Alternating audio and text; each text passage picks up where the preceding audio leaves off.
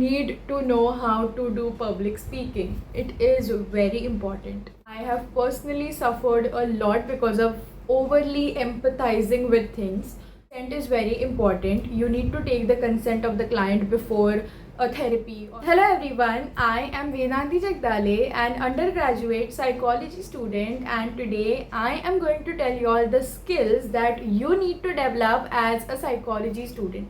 So let's get started. So the first point is statistics and data interpretation. So for statistics, you don't have to love maths for that, but being comfortable with basic mathematics is important. So you will come across terms like mean, median, mode, standard deviation, correlation, and all of that. So you don't have to do proper equations and big complex sums every single day, but knowing these basic maths will really help you.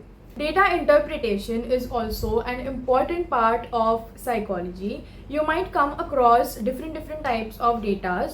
For example, a bar graph regarding the stress levels, or maybe a pie chart regarding the survey responses, or maybe a plotted graph about the relationship between stress and anxiety. So you will have to interpret such data and do the further procedure. So yeah, data interpretation is also important for you. The next point is public speaking. I think public speaking is like the need of the hour. You need to know how to do public speaking and you need to have presentation skills. I personally get a lot of compliments for my presentation skills. I still remember the first ever presentation of FY, and we were the first group, and I did got a lot of compliments regarding my skills. So it cannot be developed in like a single day. You will have to take time, participate, just participate in elocutions or maybe debates and all of that. Just push yourself and you will get the best results. So yeah, presentation skills are must. So the next point is to have ethical awareness.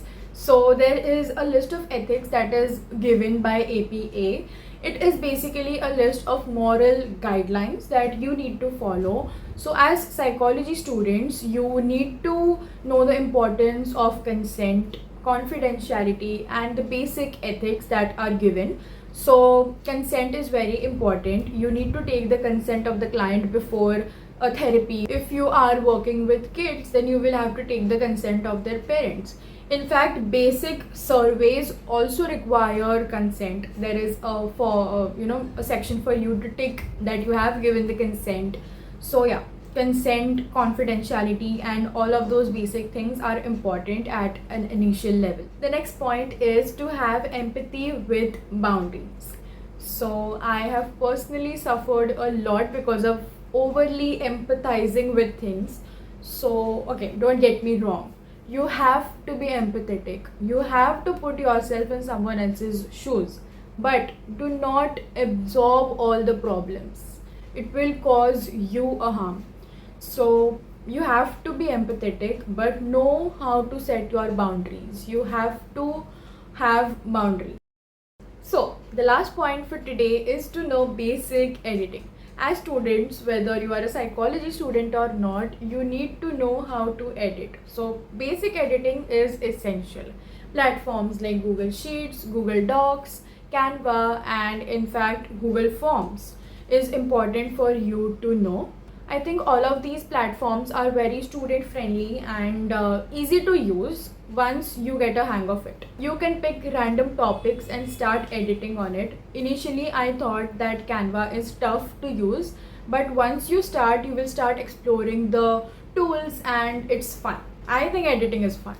As psychology students, Google Forms is something that you will have to come across a lot for online surveys. So you will reach a point where you will have to take online surveys of people, and there might be assignments. So Google Forms is something you should know.